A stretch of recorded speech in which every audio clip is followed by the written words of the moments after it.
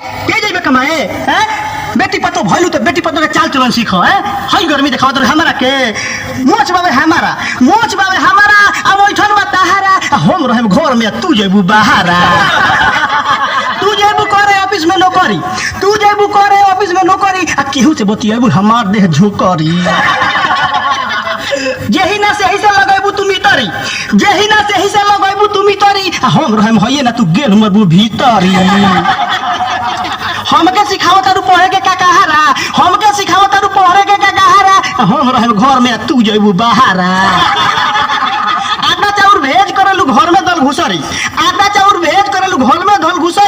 आ झूठे कहलू घर में डोंड करे मुसरी।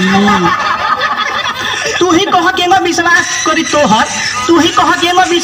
तोहर आ के जनता दूसरे से लगावे लगबू मोहर।